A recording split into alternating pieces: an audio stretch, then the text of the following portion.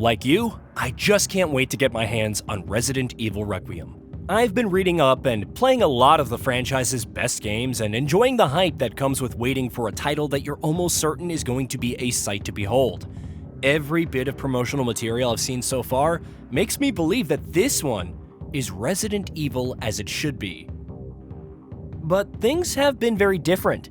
I do recall reports of the developer contemplating making Requiem an open-world shooter in what I can only see as a bold gambit to usher in a new host of ideas for the franchise for the current generation of gaming hardware and beyond. Would I have been intrigued at the thought of an open-world Resident Evil game? Hell yeah, but do I think Requiem should have taken that plunge? I'm not entirely convinced, and here's why. Before we begin, this video is based on our impressions of Resident Evil Requiem and reflects our personal views on its various systems and mechanics. As always, we recommend you make your own informed call by looking into the game yourself and ensuring it matches your expectations, standards, and personal values. With that out of the way, let's get into why I'm glad it isn't open world. An open world through the Resident Evil lens. You might argue that Resident Evil has dabbled with open levels before, RE3 Nemesis being a solid example. Yes, the city felt like you could spend hours on its streets fending off zombies while dodging Nemesis. At least, that's what it looked like on paper. But having a bunch of playthroughs under my belt thanks to Jill being one of my favorite heroines in the franchise, I would be inclined to disagree. The first half of the game does contribute to the feeling of an open level, but if you stop and think about it, you aren't really free to go anywhere you please with the story ushering you down a fairly linear path. Yeah, you could find paths to new areas, but accessing them meant you had to go through the story until you picked up items that allowed you to proceed, or perhaps have an obstacle cleared out thanks to an event that the story triggers. That immediately takes out the core part of an open world experience, which is being able to tackle the game's content in any order that aligns with your interests. And yet, this semi-open world concept did work fairly well in RE3, as it fit the game's narrative where Jill was forced to navigate Raccoon City streets in her desperate bid to save it from annihilation. The second half of the game was far more linear, and more in tune with what the franchise was known for up until that point though. And then, there was Resident Evil Village. That one came with a sprawling map, and you were free to take on one lord or the other once things got moving with its story. But make it to one of their strongholds and you were back on the linear path set out for you as you made your way from one set piece or boss battle to the next.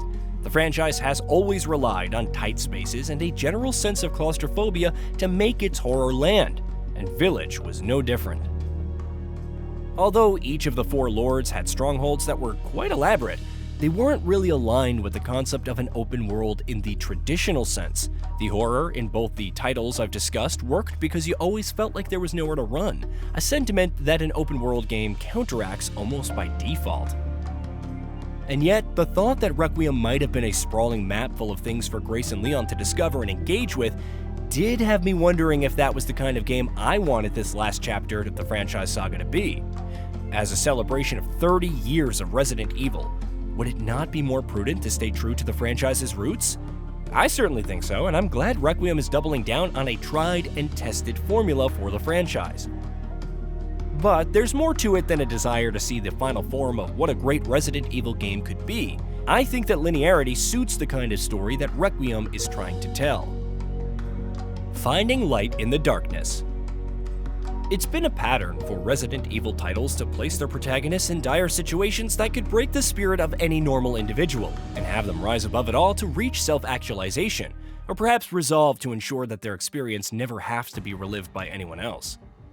To that end, the franchise has always made use of darkness and a feeling of uneasy tension in its visual design.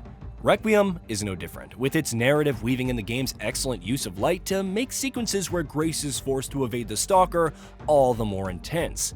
Indeed, using light to keep the monsters away is a crucial mechanic in those sequences after all. I cannot imagine those sequences being as effective in any other setting other than the cramped, darkened hallways where they occur.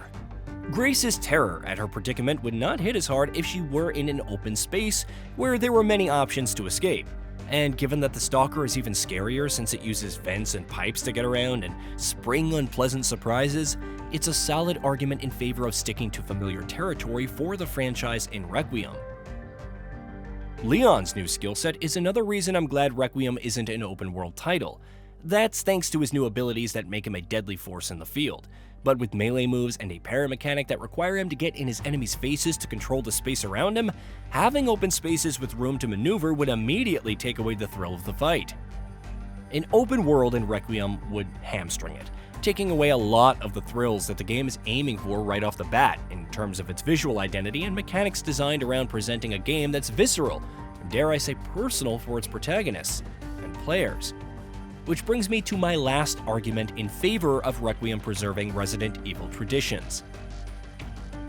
Staying close during a crisis. It's evident that Requiem is bridging the franchise's signature horror with a bit of the more action-oriented approach it took in a few titles, seamlessly weaving them into Leon and Grace's personal arcs to create dichotomy between the two. It's also obvious that Grace and Leon are going to work together to come out ahead of whatever Gideon has planned for them. An open world in such a setting would be counterproductive, potentially creating space for the two of them to work independently, with an occasional meeting for them to exchange information. That would automatically take away some of the emotional heft of their respective stories, making them feel like their arcs do not have enough intersection to justify the working relationship they establish. Conversely, having them traverse a giant world together might help their relationship, but take away the space for them to explore their own personal stories. It would also be quite inconvenient for each character to have their secrets, as we know Leon does in the game. Either situation runs the risk of an uneven split between the two characters, which isn't the case in Requiem right now, as they're both exploring the same mansion, from what I could tell. Another facet of an open-world Resident Evil experience is that it would require a lot of side content for players to engage with. Setting aside the obvious risk of filler material, I believe it could be a distraction to a narrative that's designed to be focused, its pacing being a crucial part of its heavy-hitting moments and set pieces. Requiem, as an open world, would put its horror on the back burner, making it something to be ticked off a list of objectives and distracting its players from what the game tries to achieve. It would be counterproductive to all the good ideas, old and new, that the game is utilizing to make it a definitive Resident Evil experience for fans and newbies alike. I would love to see an attempt at an open-world Resident Evil title at some point in the future. It would be quite good if you consider just how terrifying exploring the world in Dragon's Dogma 2 at night can get. But I'm just glad it isn't Requiem, as the story it's trying to tell and the experiences that it's trying to present simply don't justify a large map with things to distract its players from all of its best features. Requiem works best when it's able to control what its players are doing and the direction in which they're going, and that's always been its strength, as it has for most of the franchise's entries before it. Might that change in the future? Possibly. Will I be along for the ride? As long as the shift is handled well, you can bet I'll be diving in the second the game becomes available. But for now, I'm going to enjoy the Resident Evil that I know and love, in a game that's shaping up to be the best version of the formula I've seen.